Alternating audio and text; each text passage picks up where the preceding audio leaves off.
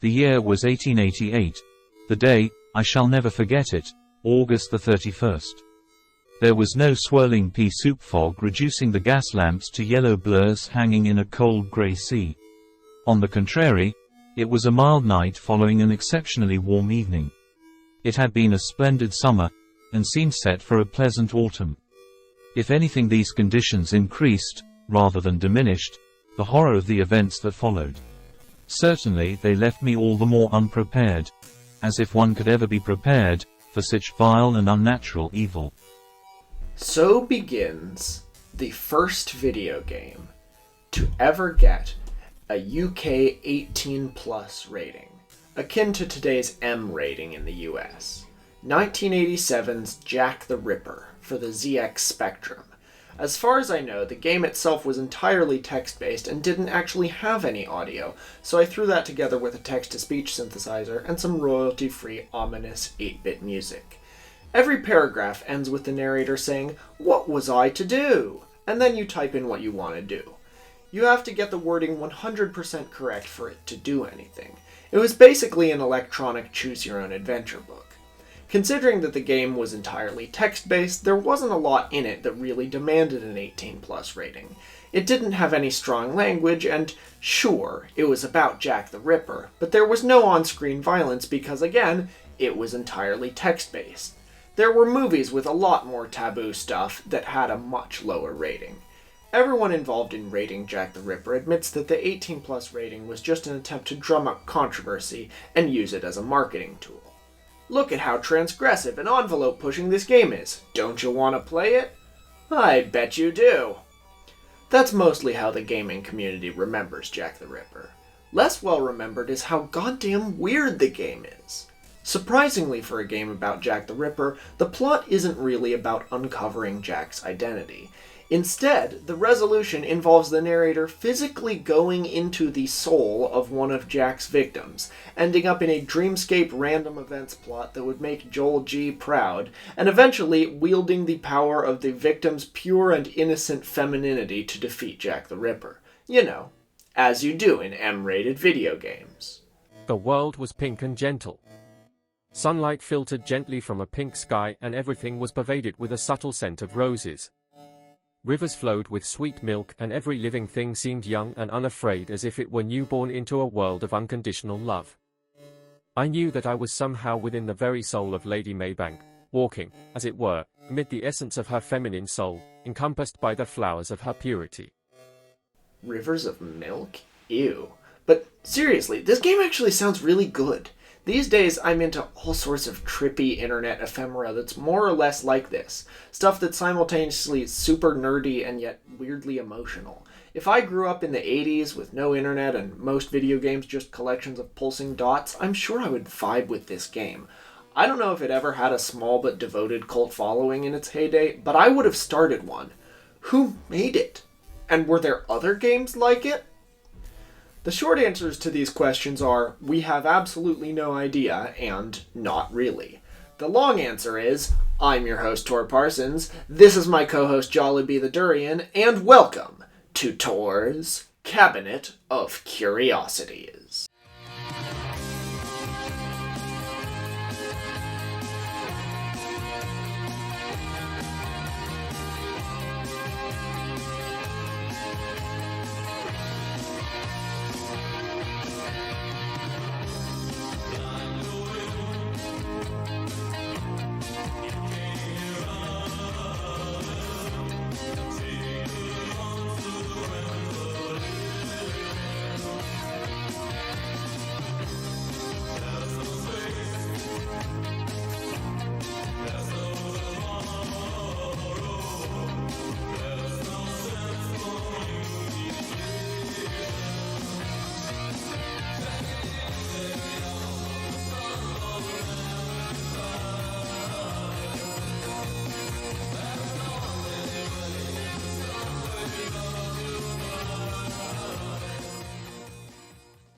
So the developer of the 1987 Jack the Ripper game was listed as St. Bride's School, which I don't know if you might have noticed, it's a rather unlikely name for a video game developer.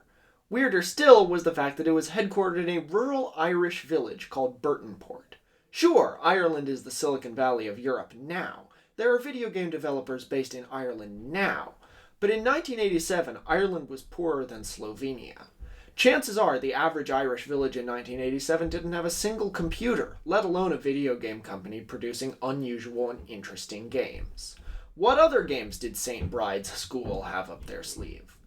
Well, in 1986 they put out Bugsy, a tale of a 1920s mobster rabbit who rises through the ranks of the Chicago mob, all while speaking in a strange dialect that sounds like an Irish attempt at sounding like an American film noir gangster. The final boss is, naturally, Al Capone. The same year, they put out a game called The Very Big Cave Adventure, which was a pun-filled parody of Colossal Cave Adventure, a hugely influential text adventure game created way back in 1977. So, if they were winking at Colossal Cave Adventure, that suggests the folks at St. Bride's had a fairly detailed knowledge of video game history and were pretty dialed into the emerging game design scene. 1985 saw The Snow Queen, based on the same Hans Christian Andersen story that Disney would later make Frozen out of, and a few other strange games were released across the 80s. But the first known game ever released by St. Bride's School was one simply called The Secret of St. Bride's, a mystery set at a boarding school where everyone seems to believe they're in the Victorian era. Okay, well, that explains the name of the company. They named themselves after the first game so that people would know their later games came from the same people. You know, so that people go, oh, those people, I like their stuff. No, definitely not. It's way more complicated than that. I want you to listen to the opening narration of The Secret of St. Bride's and really take it to heart. Today you've a mystery to solve. Last night you arrived at St. Bride's. The mistresses and girls really believe they are in an old-style boarding school. You even wonder if you're not a bit mad to think you're from the 1980s. You want to find out what's going on while you still can. Your adventure starts here. And so does ours. Because almost everything in the game, The Secret of St. Bride's, was true of the real-life St. Bride's School. It was, supposedly, an all-girls boarding school in a grand old manor on a one-street seaside Irish village. People in Burtonport would see the faculty of St. Bride's going around town in bonnets, bustles, and sweeping Victorian dresses. They would speak in an antique literary form of English. They would clop down the street in clogs in the middle of the night. Townsfolk remember the same women at St. Bride's giving different names depending on who they were talking to. And they made video games. In one of the many surreal anecdotes about encounters with St. Bride's, an electrician recalls being called on to fix their Commodore 64 computer. It seemed to be the only electric thing in the whole house. The inside of the house was dark, with women going around holding candles out in front of them. Aside from the computer, the only other source of entertainment was a wind-up gramophone, a very early type of record player. A woman calling herself the headmistress, who some people remember being named Mariana, and others remember being named Bridget, told the electrician that apart from the computer, quote, "we live in the dark ages." And it seemed that, in general, this was how the ladies of St. Bride's wanted to be known, not as visionary game designers, but as people who rejected the modern world entirely.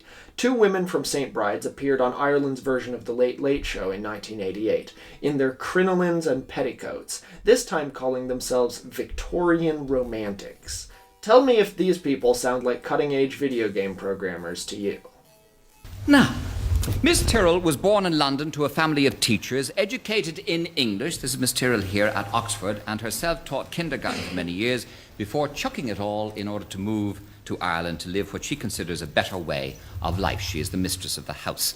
And Miss Rayner is originally from New Zealand, worked for many years in Australia as a legal secretary, and she too then felt that she would be better suited in the past rather than in the hustle and bustle of the modern world.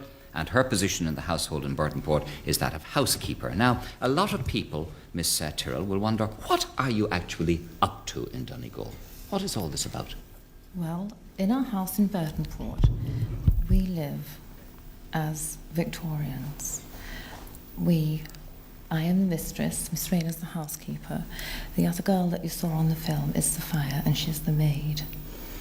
And there are also other people in the house who are my friends, and we think of ourselves as the family, although we're not related. Yes. And what is the purpose of this experiment? Why are you living this way in these Well, clothes? we live this way because we like it, because we have fun dressing in beautiful feminine clothes, because we enjoy listening to records on our wind-up gramophone and different ways that we have of entertaining ourselves. We don't concern ourselves with the present at all. We live in a little world inside our house. We like the beauty of the area we live in and that one drives through if one's going to Donegal Town or somewhere like that. It's a world apart, really. Making video games wasn't the only side hustle St. Bride's School was involved in.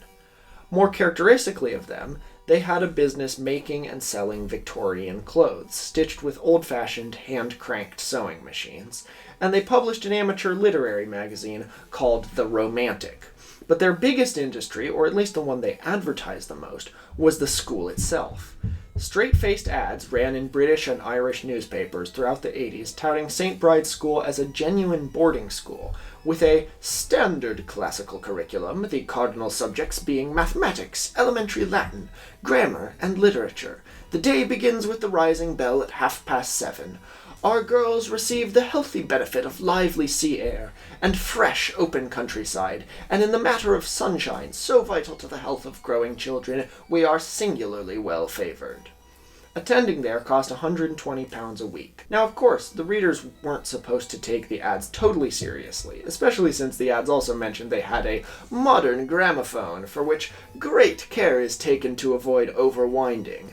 They were selling St. Bride's as an immersive experience, where British and Irish women, mostly in their 20s and 30s, could go and pretend to be Victorian schoolgirls in some 19th century novel. It was like Disney World's Star Wars Hotel, except cheaper and Victorian. And again, sounds like fun, at least for a little while. There are plenty of people who remember paying the £120 to go there, pretending to be a schoolgirl, and seeing nothing weirder about it than that. But why did they also make video games? They had an explanation. It didn't make a ton of sense, but it made enough sense. When the early gaming magazine Crash sought out St. Bride's and interviewed the headmistress, this time going by the name she's most often known as, Miss Martindale, she gave this story. For one thing, she said they weren't getting as many paying visitors as they hoped, so they had to look for other streams of income. At one point, a woman named Priscilla Langridge showed up for her immersive Victorian vacation carrying a huge Commodore 64 computer with her, and instead of being aghast at this intrusion of the modern world, the mistresses of St. Bride's School were captivated. Miss Martindale discovered that unlike TV, which she called mind-rotting, computer games call for, quote, concentration and commitment, and therefore, unlike all other modern technology, she thought they were fine. And so, these people, who had no electricity and shunned almost everything invented in the 20th century, began designing video games. Langridge became a long-term member of their community, and is credited as the head designer of all of St. Bride's games. Is that a weird story? Sure, but it ties up all the loose ends. According to some of the people who stayed at St. Bride's, the reason the women had different names depending on who they spoke to was because they were playing characters. They were semi-serious about living in Victorian times, but they did have other interests beyond that. They were running a fake Victorian boarding school, both for fun and profit, and when they couldn't make a profit doing that, they turned to other interesting things, like, for instance, making video games. Today you've a mystery to solve, indeed. And we solved it. Right? Right? St. Bride's School occupied the same manor house in Burtonport, Ireland, for about 10 years. They had a shaky peace with the locals of Burtonport, who saw them as harmless eccentrics, until February 1990. When the headmistress, who was now going by Miss Partridge and may or may not have been the same person as Miss Martindale, was fined 100 Irish pounds and served 2 months in jail for caning a woman she referred to as her maid. At her trial, Miss Partridge defended herself by saying her maid knew what she was getting into and had signed a contract that specified corporal punishment was okay. Around then, ads for St. Brides began to turn up in other places, not just in mainstream newspapers like the Sunday Times, but in adult magazines. Here they offered a different service. For £75, both men and women could be, quote, disciplined. Was the real secret of St. Brides something way kinkier? The press really ate up this discovery. The chaste Victorian boarding school that women supposedly went to just to relive their innocent childhood dreams was actually something a lot more scandalous. And looking back at the details of the school, people began to wonder why they didn't see this before. They referred to women as maids. In a 1984 interview with Woman Spirit, a lesbian feminist magazine published in Oregon, one woman from St. Bride's said that, quote, some maids like to tell others what to do, and some maids like to be told what to do. A photographer who was invited into St. Bride's to take photos of their video games alleges that in the house's dark maze of halls, he saw a padded rubber room, which he was quickly ushered past and never got mentioned again. When the women of St. Bride's left Burtonport in 1992 after their house was repossessed, they cast off all doubt about being a fetish outfit. The former owners, retaking the house, found whips, handcuffs, and BDSM magazines in the house, all of which St. Bride's had been selling by mail order under various other names. By then, Miss Partridge / Miss Martindale and Co. had decamped to Oxford, where a curious Sunday Telegraph reporter paid to get punished, for research purposes only, I'm sure. In 1995, Miss Martindale / Miss Partridge released a book called The Female Disciplinary Manual, and publicized it with a press tour in which she spoke about the necessity of corporal punishment. But clearly this wasn't the whole story either, because all the kinky stuff went alongside the Neo-Victorian stuff. One doesn't explain the other, rather this just adds a whole separate third dimension to St. Bride's. Before, they were a Neo-Victorian immersive experience destination that also made video games. Now, there are still all those things, and are also kinky lesbian dominatrixes. Adding this bizarre new twist doesn't actually clear anything up. The video games may have deliberately stoked controversy to sell, but they definitely didn't have anything adult in them. As for St. Bride's as a place to go to the Victorian era on vacation, that wasn't connected either. St. Bride's School didn't practice corporal punishment on its paying students. The official magazine they published, The Romantic, didn't have any 50 Shades stuff in it. It was a genuine literary magazine of dull Neo-Victorian poetry and art, with columns titled things like Pippa's Pipsy Page and Parlez-vous Romantique. When St. Bride's moved to Oxford in the 90s, they would hold black tie soirees with students where their old wind-up gramophone played music hall songs, cocktails were paid for in shillings, which stopped being legal tender in 1971, and guests were forbidden from talking about anything that happened past World War I. There was a man in the group at this point, a butler called Mr. Bowes, who an unnamed Oxford student described in the Sunday Telegraph as a, quote, rather odd person. There's no other record of who he was or why he was odd. Upstairs in the same house, paying customers would get disciplined, but the students attending the soirees had no idea that was happening, and they didn't see anything sexual about St. Bride's. So, we need to go even deeper. Remember how I said St. Bride's house in Burtonport got repossessed? Who repossessed it? Who were they renting their house from? Well, give a listen to this clip. Turn it up. The audio quality isn't great.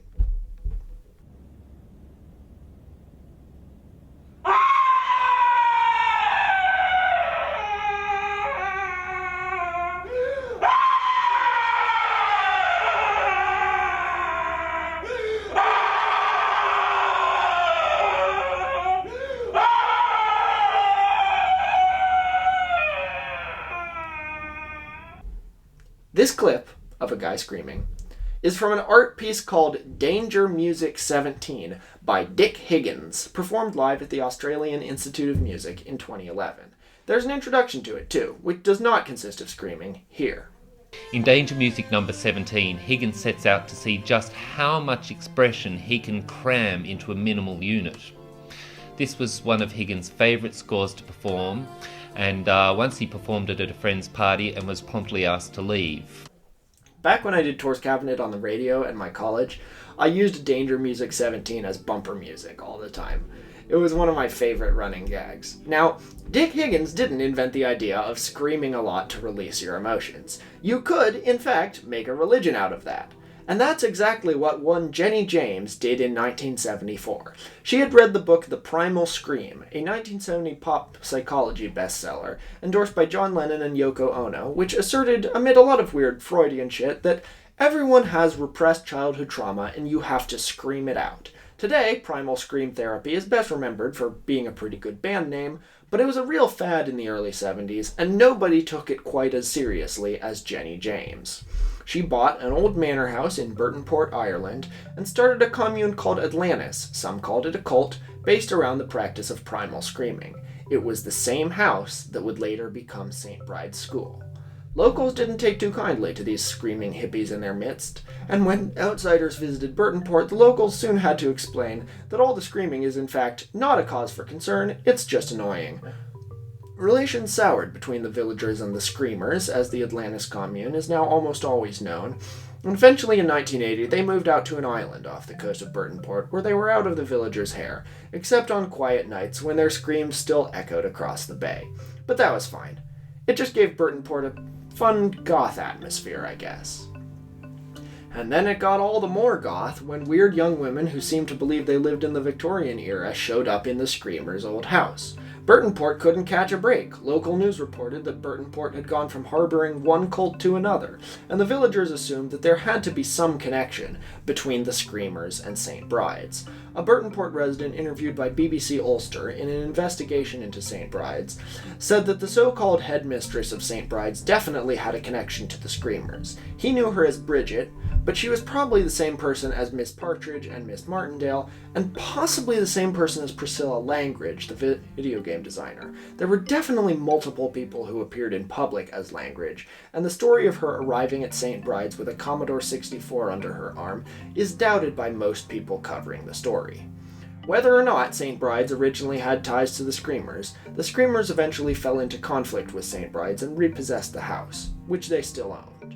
According to several Burtonport residents, there was a days-long standoff between the Screamers and the ladies of St. Bride's in 1992, which ended with two of the Screamers entering through the window, and St. Bride's being driven out, disappearing off to who knows where, before they resurfaced about a year later in Oxford.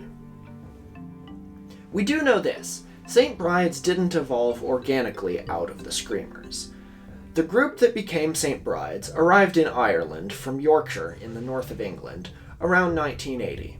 They called themselves the Silver Sisterhood or the Rhenish Community, the latter being a reference to the Welsh mythological figure and Fleetwood Mac song inspiration Rhiannon.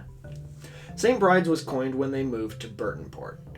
The first serious report on the Silver Sisterhood comes from 1982, where the Irish national broadcaster RTE made a mini-documentary on them.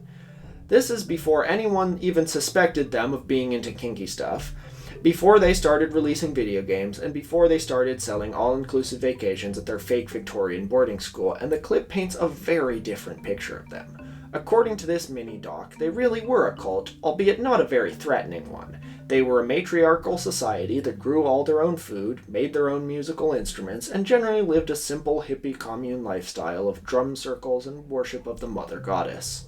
The second wave feminist idea of a mother goddess went way beyond just this niche community. It was common among feminists of the time and was based on an actual historical theory that pre-agricultural people had been peaceful and matriarchal, worshipping a single goddess associated with nature, fertility, and femininity, before men overthrew the mother goddess and replaced her with a violent, sex-obsessed patriarchy. The theory has mostly fallen out of favor today, but it makes sense why feminists in that era of feminism would have been a fan of it. The aforementioned Oregon magazine Woman Spirit, which did an elaborate article on St. Bride's and the Silver Sisterhood in 1984, was one of the main promoters of the neo-pagan goddess movement. So now we seem to have four wildly different images of who St. Bride's School were and what they did. You can group them by whatever four-quadrant way of viewing the world you'd like.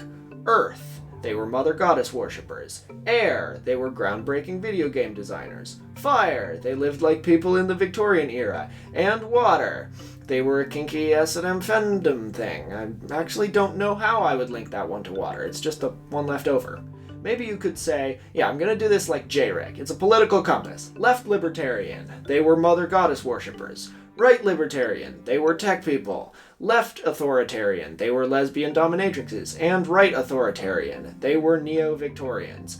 But there's an avatar or a forward party or whatever that ties this increasingly tortured metaphor together. There is an explanation for all four of these ideas coexisting in one cult-like group.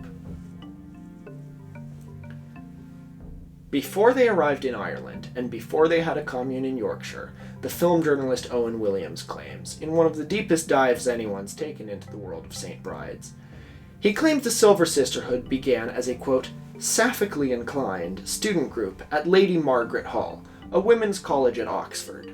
Or maybe they weren't students, but they just lived in Oxford, nobody's sure. Either way, bit by bit, the leaders of the group began to develop a complex philosophy built around a fantasy world called Aristasia, from the Greek word for best. Aristasia had no men, but two genders, both of them feminine. Chelani, or blondes, who were submissive childbearers, and Melini, or brunettes, who were in charge.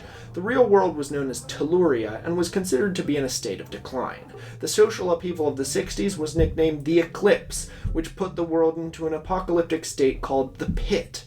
Modern-day Britain was called the Yeek. The early Silver Sisterhood was simultaneously sapphic and Neo-Victorian, socially progressive and socially conservative. In other words, they invented the whole 2010s dark academia aesthetic, and made a religion out of it. Weird as that may sound, there's a word for this kind of thing: a paracosm. You probably have personal experience with paracosms. When you were little, being maybe 10 to 12 years old seems to be the peak of this kind of thing. Did you and your friends create an entire detailed fictional world? Was it all you talked about for months or years? Did you have specific set roles for yourselves in this other world? Did you write piles and piles of stories set there? Maybe even attempting to create a language or multiple languages? You did, right? Or at least you know someone who did. That's a paracosm. And unfortunately, you probably lost interest in it as you became a teenager. Your parents might have saved all your maps and flags and handwritten notes, and now they're gathering dust somewhere in your attic. Maybe you still have your same friends from that era, but you don't talk about that now. That's cringe. You don't want to remember it. But to paraphrase Randall Munroe, when adults complain that you're not working at your full potential, don't take it too hard. They complain way more when you do. Paracosms can be forgotten, or they can turn into best-selling fantasy novels later down the line, but they can also turn into maladaptive daydreaming. If a paracosm arises between multiple people as a response to stress in their real lives, it can take over. It can become their real world. Peter Jackson may have created the best on-screen treatment of a paracosm, and it's not the Lord of the Rings movies, even though Middle-earth did begin as a paracosm created by J.R.R. Tolkien in order to create societies that spoke his constructed languages. But before Jackson directed Lord of the Rings, he directed a movie called Heavenly Creatures, based on a real-life murder that happened in his native New Zealand in the 1950s. In 1954, the working-class college groundskeeper Honora Parker was bludgeoned to death with a brick by her own teenage daughter Pauline and Pauline's friend Juliet Holm. Parker and Holm had initially bonded over having numerous health issues and turbulent family lives, and they coped with the stress by creating an elaborate fantasy world called Barovnia. As their real lives took turns for the worse, Barovnia became a religion. Parker and Holm began to believe that they would go there when they died. And when Holm's parents got concerned that the girls were bad influences on each other, and planned to send Holm to live with her relatives in South Africa, Parker decided that she had to go to South Africa too. But there was no way her mom would let her, so her mom had to be taken out of the picture. These were smart, precocious teenage girls, driven to the point of committing murder because their fantasy had overtaken reality. So now it's not too hard to picture how the Silver Sisterhood got started. I find that I emphasize how the 1970s were a really bad time to be alive a lot on this show, to the point that I've come to see it as a bit of a running joke, but it's true, and it was especially true in Britain.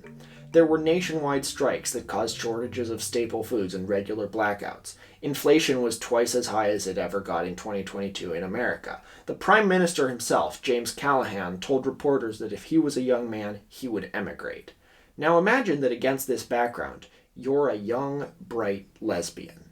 You're smart enough to get into Oxford, but you can't reveal your sexual orientation to anybody. It would be a pretty miserable, isolating life. And all of a sudden, at Oxford, you meet this group of strange women who understand you, and who want to tell you about this mythical lesbian utopia they've created, Aristasia. They tell you that society is collapsing in the real world, and it certainly feels that way to you. Looking back from the late 70s, thinking of the chaos at the time, the 2 world wars and the Great Depression between them, it certainly seems like Britain has been in decline since the Victorian era, but of course you couldn't be openly gay in the Victorian era. But you can in Aristasia. Of course you would allow that world to take over your real life. It's how all cults start. Find a sad, downtrodden victim and tell them there's a solution to their suffering, only I don't think anyone in the Silver Sisterhood was doing it in a con artist, we're gonna start a cult and they're gonna worship me sense. I think they created Aristasia together, as a paracosm. So, even though the Sisterhood worshipped the Victorian era, or at least their romanticized vision of it, they weren't totally against technology. Once they started St. Bride's School to make money off their Neo-Victorian homestead and guests started arriving, they had to make sure everything was period accurate, but they also saw in computers potential for further escape from the real world. There's a website in the web archive called the Encyclopedia Aristasiana, which includes a glossary of Aristasian terms, one of which is electrospace, defined as the Aristasian portion of the internet. There was an Aristasian embassy in Second Life. St. Bride's wasn't against modern technology, they were just against modern society. They lived according to Victorian morals, except for all the kinky lesbian sex presumably, but more than anything they wanted to escape from the real world into Aristasia, however they could. Most of the video games developed by St. Bride's School have strong female main characters, and remember how the Jack the Ripper game ends up in a magical feminine fantasy world. But their obsession with the decline of British society brought the Silver Sisterhood uncomfortable bedfellows. When the Screamers repossessed the Burtonport Manor, they found not only lots of S&M gear lying around, but also neo-Nazi periodicals. Yeah, I bet you weren't expecting that twist, except that I put it in the title, so actually I bet you were wondering, when's he gonna talk about the Nazi part? Apparently, Miss Martindale, who probably was the same person all along, unlike most of the other Silver Sisters, she had been corresponding for 2 years with John Tyndall, the leader of the white supremacist neo-fascist British National Party. In the letters, Tyndall expressed admiration for the way the Sisterhood wanted to isolate itself from the modern multicultural world. He said that he was, quote, spiritually with one foot in the 19th century and the other perhaps in the 17th and 18th. The Silver Sisterhood was also involved in a rather less explosive, but also traditionalist political movement. Miss Martindale was one of the public faces of the cleverly named Don't Give an Inch campaign in the 1990s, which sought to reverse Britain's shift to the metric system. Some former St. Bride's residents have spoken up about the Nazi ties, saying that if Miss Martindale was involved in something like this, they certainly didn't know about it, and they certainly wouldn't have supported it, but others disagree. One person who claims to have known the Sisterhood when they were in Oxford in the 90s, says that everyone in the area knew they had fascist sympathies. It's hard to imagine a bunch of lesbian feminist separatists, which is really what they were, being all chummy with neo-Nazis, but on the other hand, they did have a rose-tinted nostalgia for the peak of the British Empire. Either way, it shows that they sank deeper into their paracosm than they should have. And then what? What became of the Silver Sisterhood? There's still a lot we don't know. The Screamers, who were always a much easier to understand hippie commune cult, sold the house in Burtonport in the 80s and headed off to Colombia, where some of them were killed by that country's rural leftist militias, and the rest are still there today. They also began to talk a lot about, quote, sexual freedom for children, so maybe they weren't great folks either. Whether they ever had ties to the Silver Sisterhood beyond just renting that house to them is unknown. And yes, the Sisterhood was active on the internet once that was launched. Someone had to be there to build an Aristasian embassy in Second Life. There's the aforementioned Encyclopedia Aristasiana that was still up until 2012 and was last edited in 2011 by someone with the username Miss Serena. Who's she? And there's a website that's still up called daughtersofshiningharmony.com that seems to promote all the same ideas the Silver Sisterhood believed in, although I'm not sure this site is still being maintained. But someone's paying to keep it up. Who? Miss Martindale eventually resurfaced, seemingly out of weird lesbian cult stuff for good. Under a different name, she moved to America, married the late John Gillerman, director of 1974's The Towering Inferno and the first King Kong remake, becoming Mary Gillerman, a wealthy and respected marriage counselor for celebrities in Los Angeles. She also put on a one-woman play in 2019 titled, I'm not making this up, From Crazy to Sane, or Am I? Her true name, age, and origin before the 1970s are still completely unknown. There were, presumably, at least into the 2010s and maybe still today, people who believed in Aristasia.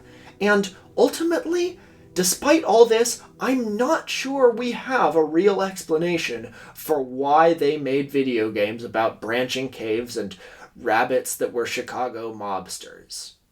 In the words of Owen Williams, some things about St. Bride's and the Silver Sisterhood will remain. A riddle wrapped in a crinoline inside an enigma.